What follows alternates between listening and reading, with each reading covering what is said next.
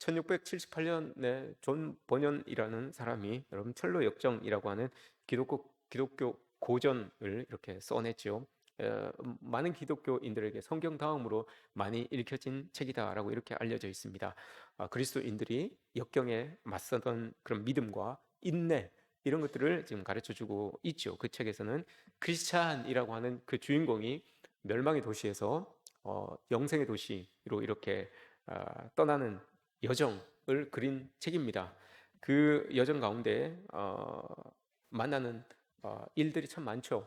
자기를 절망하게 만드는 절망의 숲, 또 죽음의 그림자, 또 허영의 마을에서 만나게 되는 그런 유혹, 이런 것들을 많이 만나게 됩니다. 그리스도인들이 하나님을 믿고 천국 가는 길이 여러분 이렇게 어렵습니다.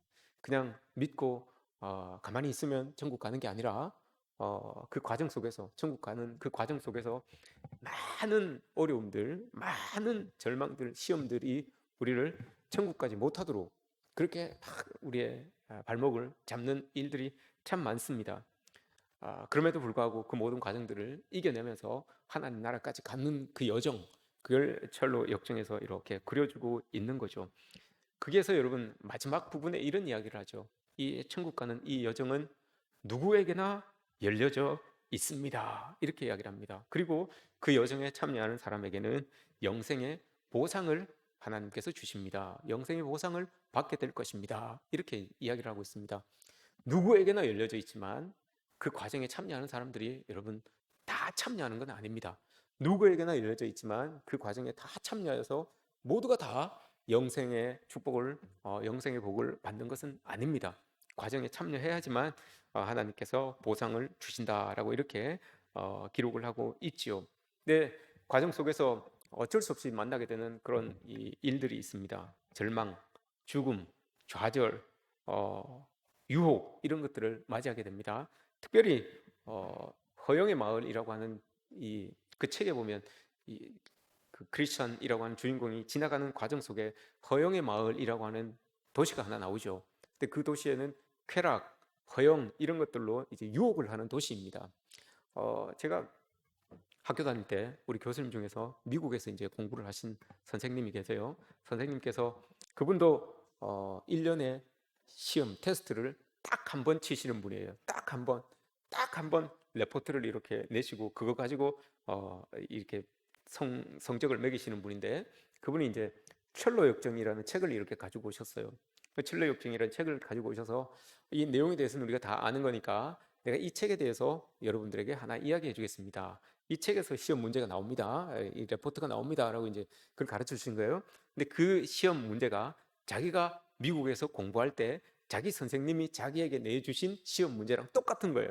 자기 선생님이 자기에게 이제 이런 시험을 내줬대요. 자기들에게 철로역정이라는 책을 가지고 와서 저처럼 이렇게 설명을 한 거예요. 설명을 하고 난 다음에 그 철로역정은 17세기에 영국을 배경으로 한 책이지 않느냐. 그러니 이 책을 각색하여서 오늘날 우리 시대, 우리 지역에 맞는 우리 지역에 살아가고 있는 당신에게 맞는 철로 역정을 한번 만들어 보십시오라고 이렇게 이제 시험을 낸 거예요. 시험 레포트를 낸 거예요. 그러니 1900년도, 1990년도, 90년도 때 공부를 했던 우리 교수님께서 미국의 어떤 지역, 자기가 속해 있는 그 지역에서 이제 철로 역정을 써가는 거죠. 철로 역정을 써가면서 그곳에는 절망의 도시도 있을 것이고 죽음의 도시도 있을 것이고 또 좌절의 늪도 있을 것이고 또한 오늘 이야기하고 있는 그 유혹의 동네, 이런 허영의 마을도 있을 것이고 그 동네가 어디인지 당신이 생각하는 그 동네들을 이렇게 한번 적어서 철로 역정, 자신의 철로 역정을 한번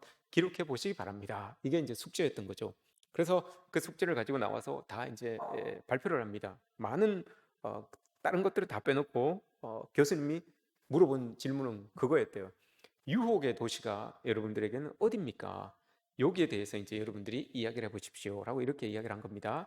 그 공부를 하고 있었던 많은 사람들이 이제 우리 교수님과 함께 공부를 했던 많은 학생들이 하나하나 나와서 이제 이야기를 하는 거예요.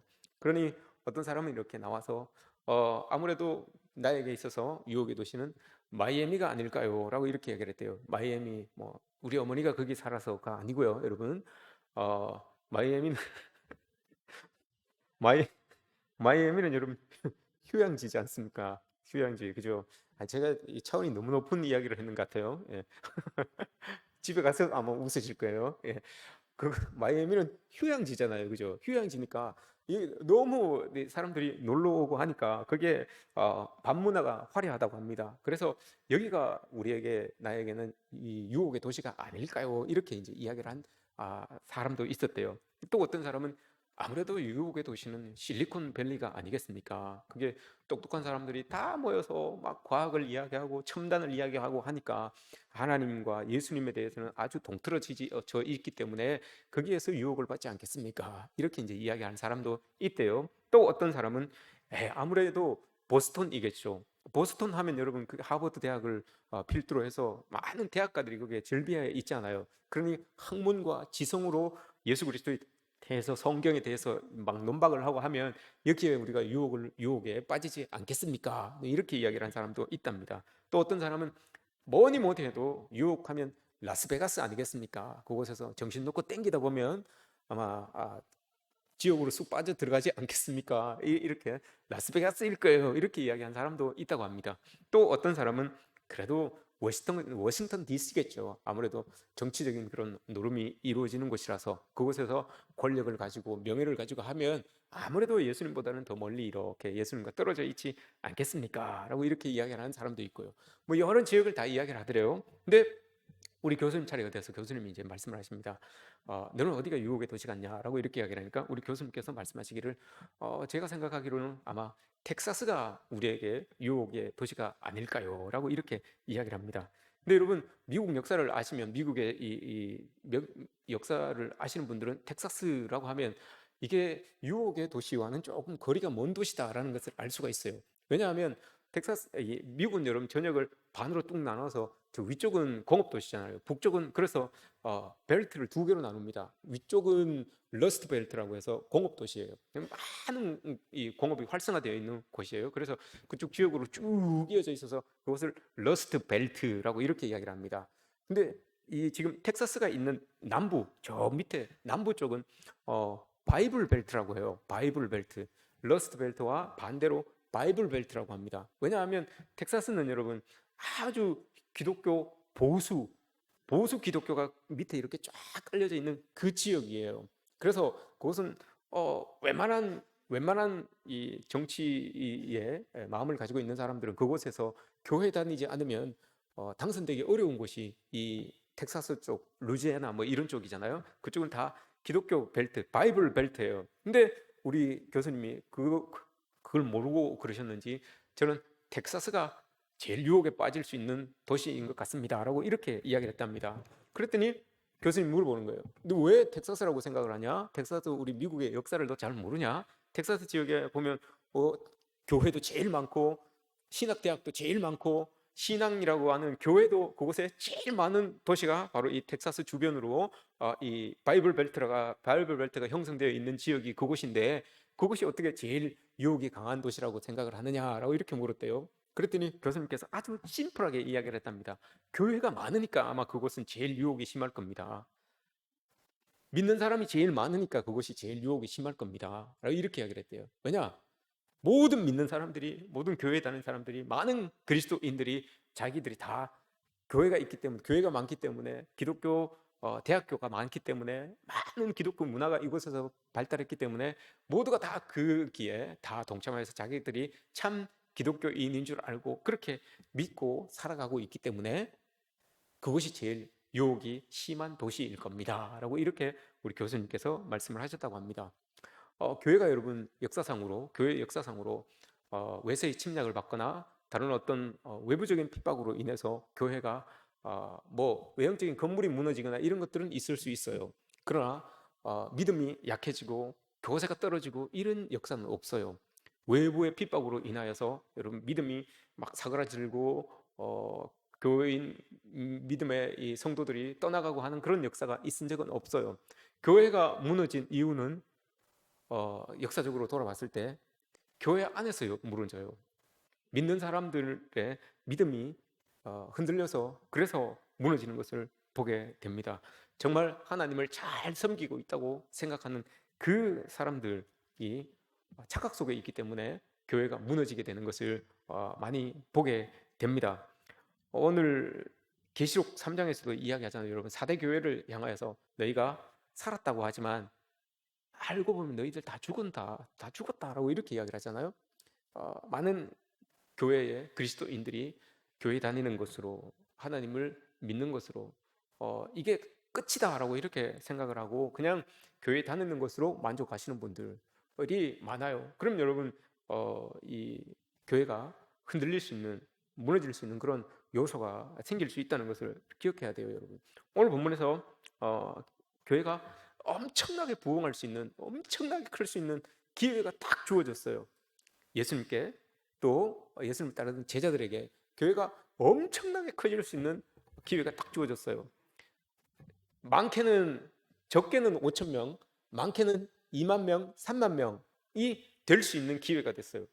12명의 교회가, 12명이었던 그 개척교회가 2만 명, 3만 명이 될 수 있는 아주 대형 교회가 될 수 있는 기회가 오늘 우리가 읽은 본문 요 바로 앞에 딱 주어졌어요.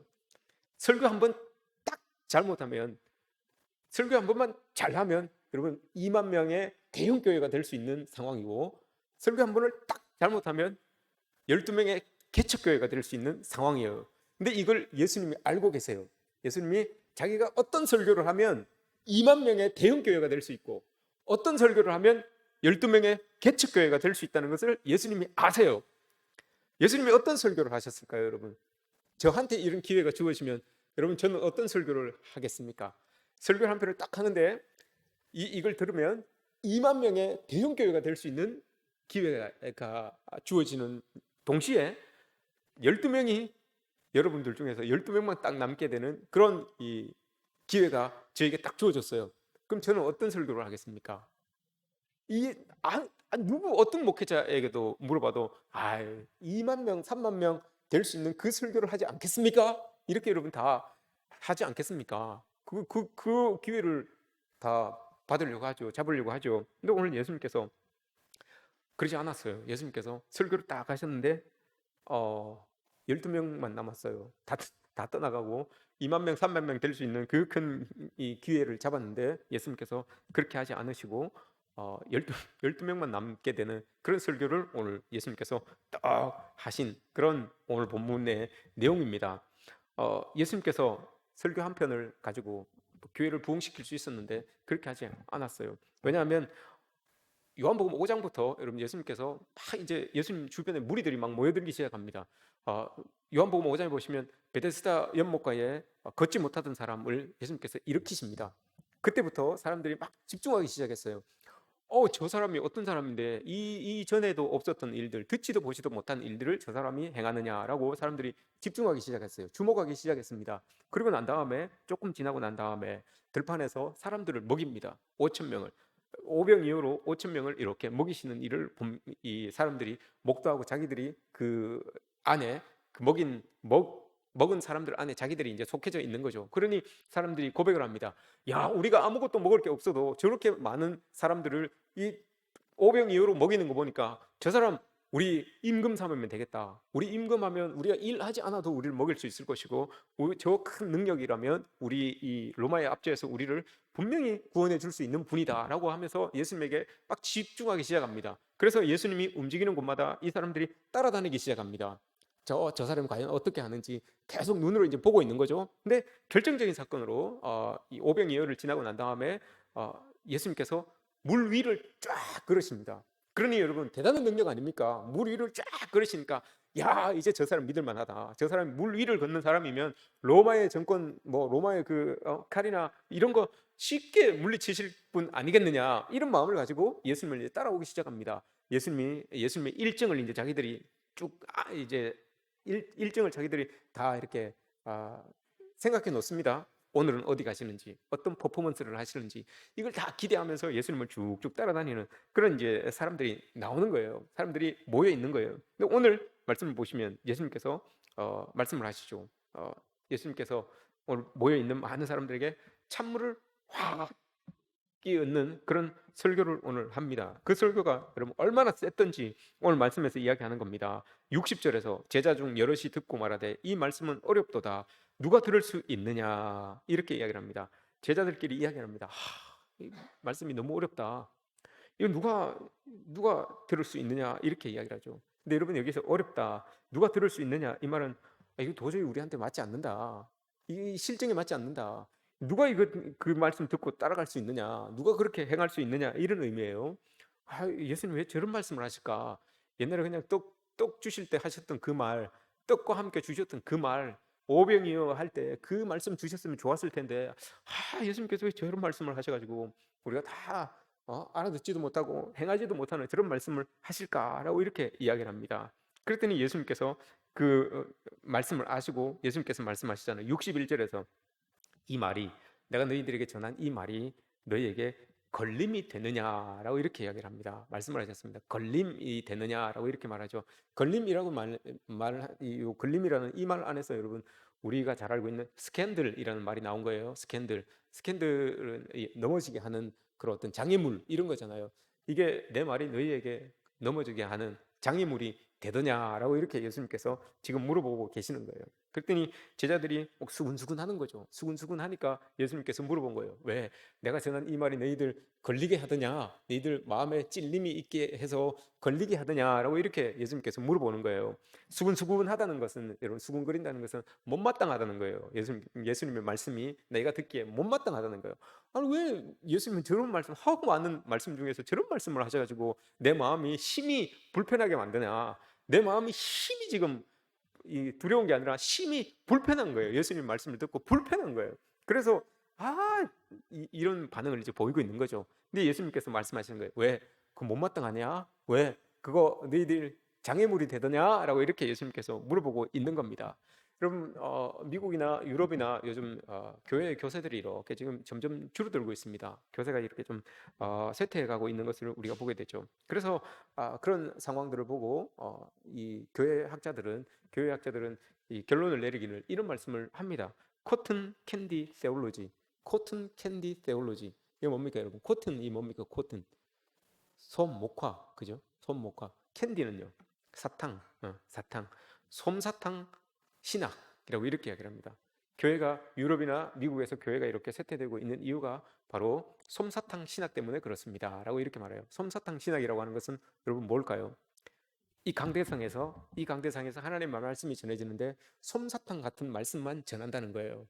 여러분 복 받으십시오. 여러분 잘 되십시오. 여러분 건강하십시오. 여러분 자녀 축복받아야 됩니다. 이런 말씀들만 자꾸 전하니까 이 회개에 대한 말씀들, 죄에 대한 말씀들, 지옥에 대한 말씀들, 십자가에 대한 말씀들, 보혈에 대한 말씀들 이런 말씀들이 아니라 여러분 복 받으십시오. 잘 되십시오. 행복하십시오. 이런 말씀만 자꾸 들으니까 말씀이 힘을 못 느끼는 거예요.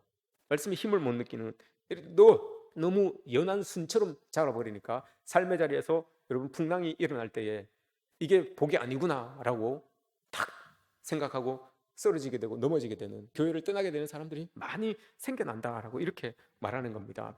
오늘 예수님께서도 말씀하신 게 그거예요. 오늘 말씀도 보세요. 66절 말씀을 보시면 많은 사람이 떠나가고 다시 그와 함께 다니지 아니하더라.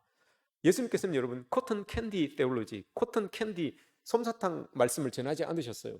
솜사탕 말씀을 전하지 않으시고 그들에게 찔림이 되는 걸림이 되는 이거 잘못 들으면 넘어질 수 있는 그런 말씀을 하나님께서 정크해 주셨어요. 그랬더니 이 사람들이 수근수근하면서 못마땅히 여기면서 66절에서 다 떠나갑니다. 다 떠나가고 예수님과 함께 하지 않아요. 그러니 여러분 2만 명이 될 수 있었던 그 교회가 12명 남고 다 떠나버린 거죠.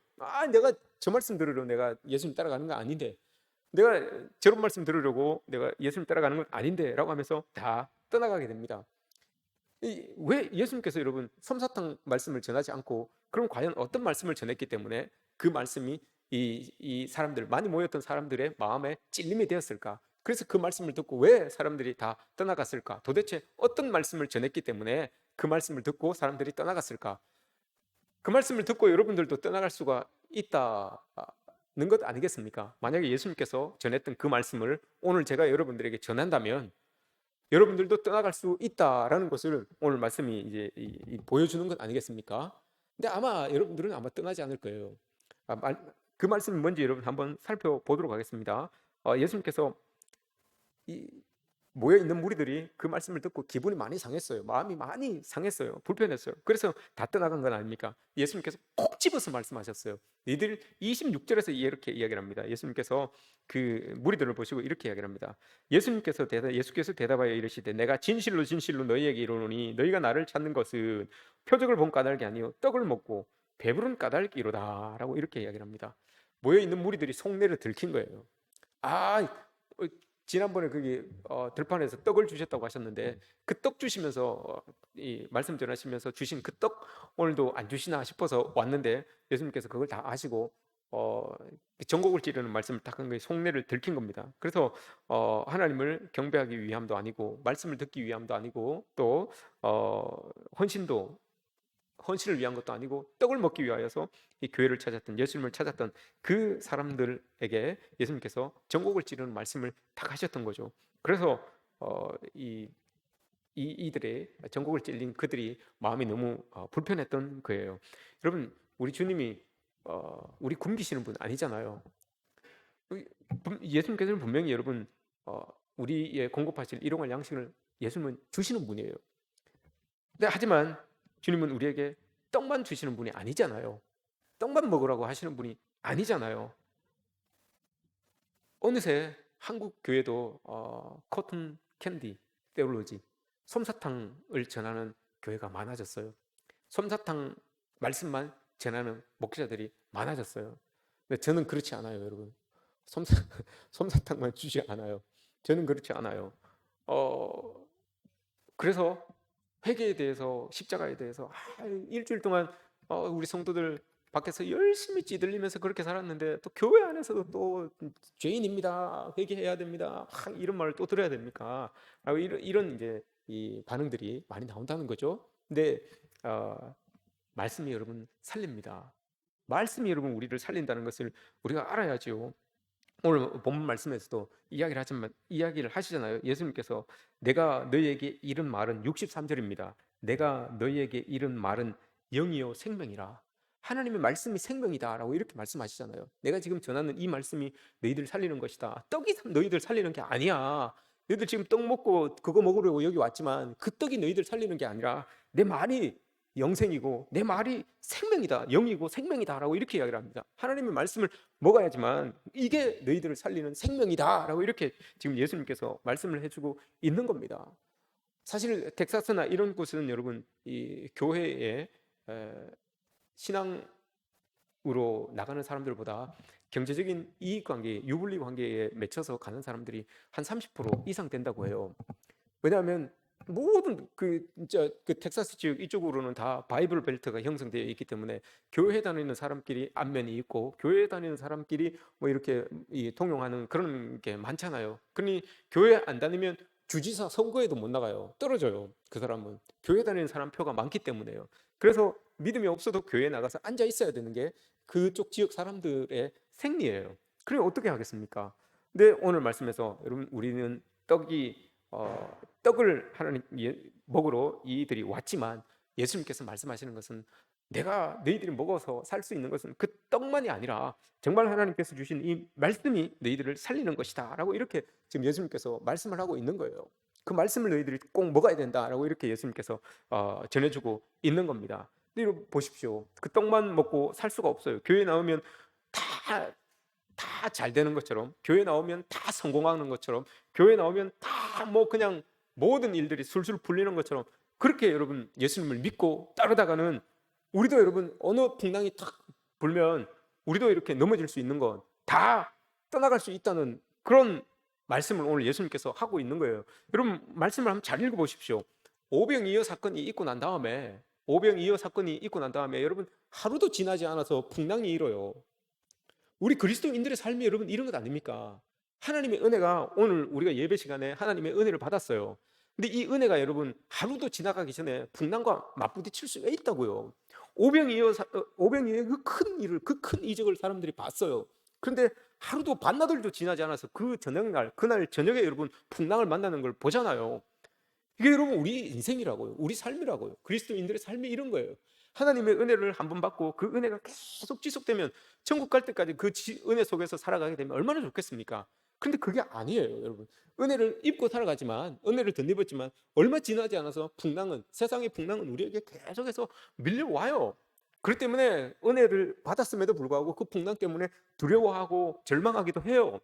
그래서 또 은혜가 필요하고 또 은혜가 필요하고 한 거예요. 예수님께서 말씀하시는 것은 그거예요. 말씀이라고 하는 그것을 자꾸 은혜 삼아 너희들이 자꾸 먹어야 된다는 거예요. 삶의 자리에서 부딪히는 그 절망들, 그 풍랑들, 이것들을 이겨내기 위해서는 계속해서 살아있는 말씀, 생명이신 이 말씀을 너희들이 자꾸 먹고 살아야 된다라고, 이걸 지금 예수님께서는 말씀해 주고 계시는 거예요.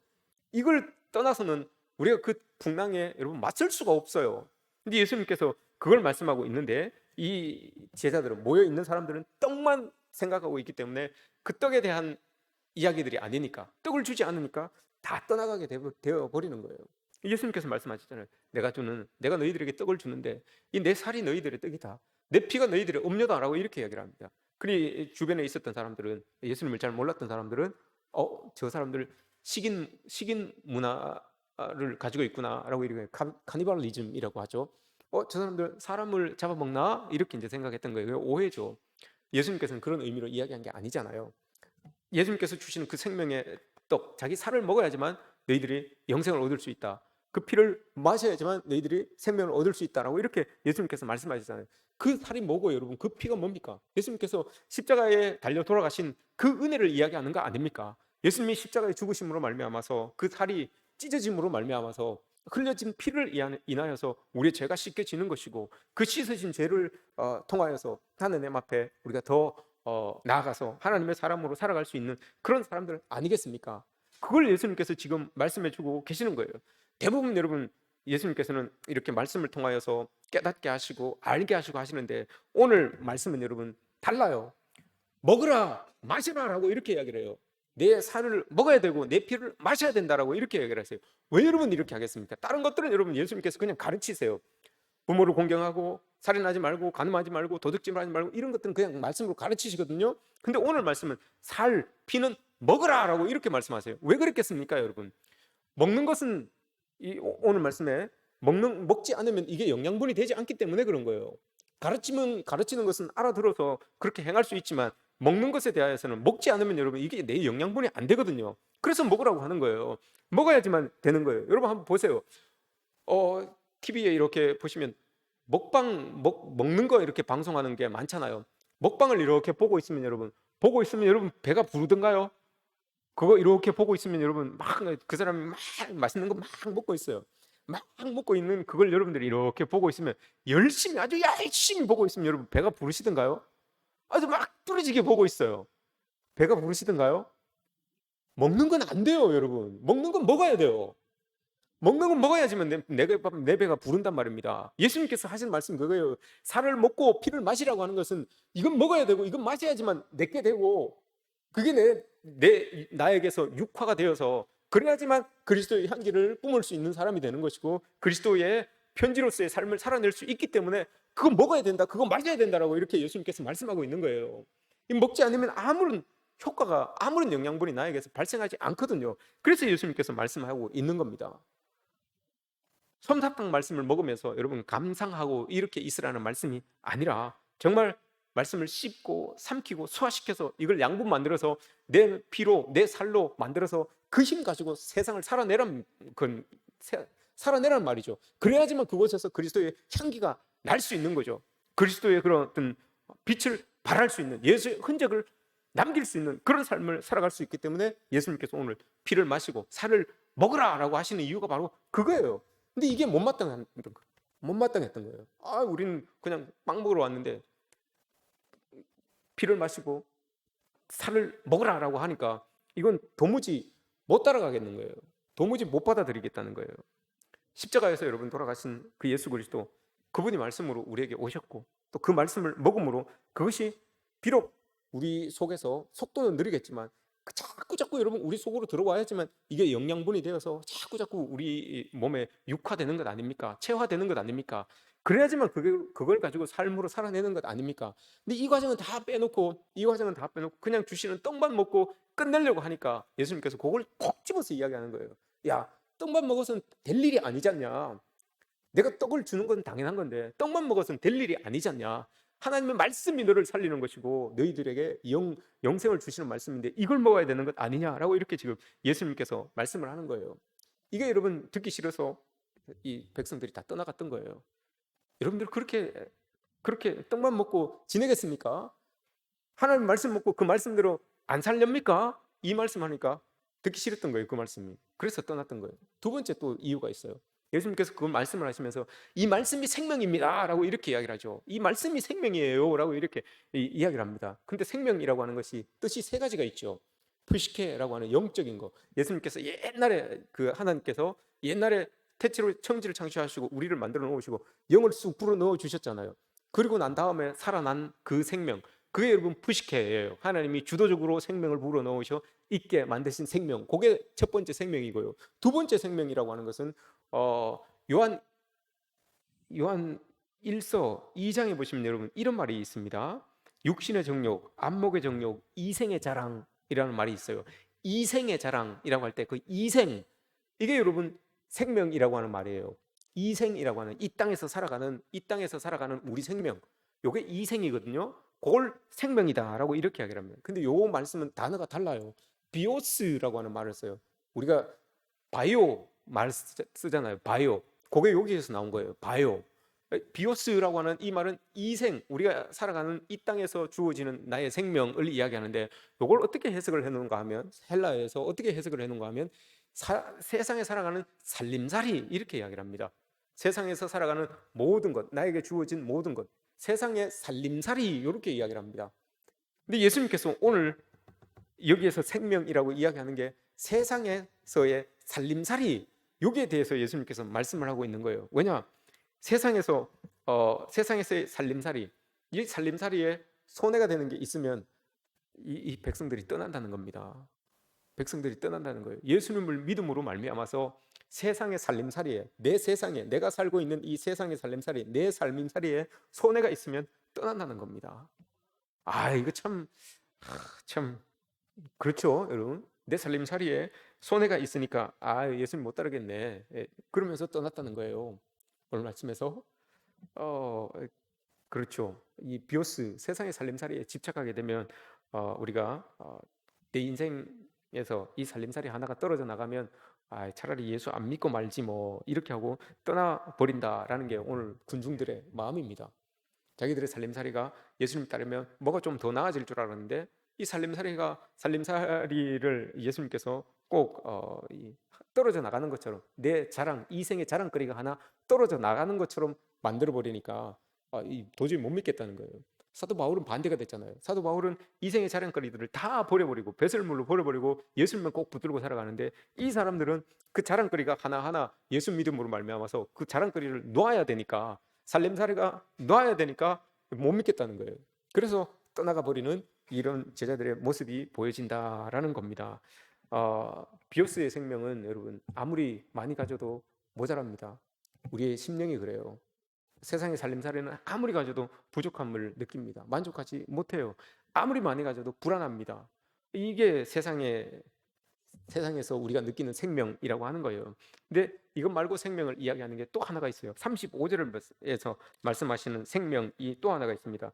나는 생명의 떡이다 라고 이렇게 이야기를 하죠. 나는 생명의 떡이다. 이건 조에라고 하는 말이에요. 이 말이 여러분 영생에 이르는 생명을 이야기하는 겁니다. 영생에 이르는 생명. 예수님께서 떡을 주시는 이 떡은 영생에 이르는 생명을 가진 떡이다라는 이 의미로 우리에게 주는 거죠. 그러니 예수님께서 말씀하시는 건 그거예요. 우리가 이생의 생명, 이생의 자랑거리들로 삼는 그 살림살이로 삼고 있는 그 생명에서 우리의 삶은 조회, 영생을 바라는 그 생명으로 옮겨져서 살아가야 된다라고 이렇게 지금 예수님께서 말씀을 해주고 있는 거예요. 근데 이걸 제자들도 지금 못 받아들이고 있다는 거잖아요. 제자들도 지금 못 받아들여서 수근수근하고 있는 거예요. 이거 따라가야 되나 말아야 되나 막 이렇게 수근수근하고 있는 거죠. 그래서 예수님께서 오늘 묻는 거예요. 65절 말씀에서 이건 예수님의 마음이 여러분 진하게 묻어져 있는 거예요. 오늘 본 말씀 65절에서 이렇게 이야기하잖아요. 그러므로 전에 너희에게 말하기를 내 아버지께서 오게 하사 주지 아니하시면 누구든지 갈 수 없는데 예수님께서 말씀하시기를 67절 끝에 예수께서 12 제자에게 이르시되 너희도 가려느냐라고 이렇게 이야기를 합니다. 여러분 어떠십니까? 하나님 말씀을 듣고 여러분 말씀에서 계속 여러분들에게 요구하기를, 여러분 세상에서 이렇게 살아야 됩니다. 세상의 모든 것들이 유익하지 않습니다. 배설물로 여겨야 됩니다. 하나님의 그 생명 말씀을 꼭 붙들고 살아야 됩니다. 이렇게 계속 여러분들에게 찔림이 되는, 걸림이 되는 그런 말씀들이 여러분 주어질 때, 오늘 예수님께서 우리에게도 동일하게 묻는 거예요. 너희도 가려느냐라고 이렇게 묻는 거예요. 물으십니다. 여러분 어떠십니까? 여러분들도 다 가시겠습니까? 다 떠나가시겠습니까? 그리고 세상 속에서 그냥 즐겁게, 세상에서 즐겁게 그렇게 살다가 그냥 죽어버리시겠습니까? 아니면 세상의 그 생명, 여기에서 조회라고 하는 영생에 있다는 그 생명으로 여러분들의 삶을 이렇게 옮겨가겠습니까? 이걸 지금 예수님께서 물어보고 있는 겁니다. 여러분 어떻겠습니까? 너희도 가려느냐라고 이렇게 말합니다. 근데 이건 이중부정이에요. 지금 물음을 지금 하고 있는 거예요. 부가의문문이죠. 영어로 이야기하면 부가의문문이래요.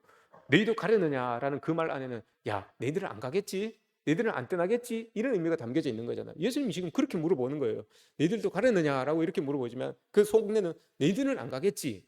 라고 이렇게 지금 예수님께서 물어보고 있는 겁니다. 그래서 베드로가 이야기를 하는 겁니다. 주님, 영생의 말씀이 여기 주님께 있는데 우리가 누구에게로 가겠습니까? 라고 이렇게 얘기를 합니다. 우리가 누구에게로 가겠습니까? 라고 하는 거예요. 이게 여러분 여기는 지금 사람으로, 인칭으로 지금 기록이 되어 있잖아요. 누구에게로 가오리까? 라고 되어 있잖아요. 근데 헬라어에는 인칭이 쓰여져 있지 않아요. 그냥 사물처럼 되어 있어요. 그러면 어떤 의미로 해석할 수 있겠습니까? 우리가 무엇을 대신하겠습니까? 무엇으로 대신하겠습니까? 이 말이에요. 늘 우리는 예수 그리스도를 대신할 만한 뭔가를 이렇게 자꾸 찾는다는 거예요. 근데 베드로가 이야기하기를, 영생의 말씀이 여기 주님께 있는데 우리가 그걸 무엇으로 대신하겠습니까? 영생이라고 하는 그것을 우리가 무엇으로 대신할 수 있겠습니까? 대신할 수 없습니다. 하나님밖에 없습니다라고 이렇게 고백하는 것이죠. 우리도 여러분 이런 고백이 있어야 된다는 겁니다. 세상 속에서 무엇으로 여러분 예수님을 대신할 수 있겠습니까? 무엇으로 하나님의 말씀을 대신할 수 있겠습니까? 그게 여러분 세상의 살림살이로 우리 예수님을 대신할 수 있습니까? 그 살림살이가 여러분들을 위해서 여러분 십자가에서 죽어주고 피를 흘려주고 여러분들의 죄를 씻어줍니까? 아니잖아요. 그죠? 그걸 이 사람들은 모르고 그걸 위해서 지금 예수님을 따라다니고 있다라고 하는 거죠. 근데 예수님께서 그거 아니다 라고 단언하십니다. 그거 아니다. 그게 생명이 될 수가 없다. 너희들이 떡을 먹을 수는 있지만 그 떡이 너희들에게 생명이 될 수는 없다. 그러니 너희들 말씀, 영이고 생명인 하나님의 말씀을 꼭 붙들고 살아라 라고 이렇게 지금 예수님께서 말씀해 주시는 겁니다. 제자들에게도 그렇게 말하는 거예요. 그 말씀 붙들고 살래? 아니면 너희들 마음에 끌림이 있어서 너희들 떠나갈래? 라고 이렇게 말씀하시는 거죠. 오늘 여러분 하나님께서 말씀하시는, 예수님께서 말씀하시는 것처럼 똑같이 여러분 우리에게도 물으실 것입니다. 너희는 어떻게 하려느냐? 너희도 가려느냐라고 이렇게 말씀하실 것입니다. 그때 여러분 우리가 어떻게 대답해야 되겠습니까? 베드로처럼 대답하기를, 주님, 영생의 말씀이 주님께 있는데 우리가 누구에게로 가겠습니까? 이게 여러분 우리의 고백이 되었으면 좋겠습니다. 영생의 말씀이 주님께 있는데 여러분 우리가 누구에게로 가겠습니까? 이런 고백들이 우리의 삶 속에서, 우리의 신앙생활 속에서 있어졌으면 좋겠습니다. 이렇게 여러분 철로 역정, 우리의 철로 역정이 쓰여지는 겁니다. 여러분 어디까지 쓰셨습니까? 철로 역정, 이제 유혹의 단계는 여러분 제일 끄트머리 2장 끄트머리 쪽에 나와요. 거의 요거 지나면 이제 하나님 나라에 이렇게 올라가게 되는 그런 내용입니다. 어디까지 여러분 철로 역정 어디까지 쓰셨습니까? 절망의 부분도 있을 것이고 좌절의 부분도 있을 것이고 아파서 힘들었던 부분도 있을 것이고 유혹된 부분도 있을 거예요. 그리고 또 그 중간중간에 하나님의 은혜로 그거 다 벗어났던 그런 이야기들도 여러분 쭉 있을 거예요. 여러분 우리는 철로 역정 한 권을 써가고 있습니다. 마지막에 여러분 딱 엔딩할 때, 디엔드 할 때 영생의 말씀이 여기 있었습니다. 주님 떠나지 않고 내가 여기까지 왔습니다 라고 이렇게 고백하면서 책을 딱 덮을 수 있는 그런 우리가 되어야 되지 않겠습니까? 영생의 말씀이 여러분 주님께 있습니다. 어디로 가겠습니까 우리가? 그죠? 어디로 가겠습니까? 주님 말씀 꼭 붙들고 주님 따라서 주님이 원하시는 그 천국까지 이룰 수 있는 저와 여러분들 되시기를 주님의 이름으로 축복합니다.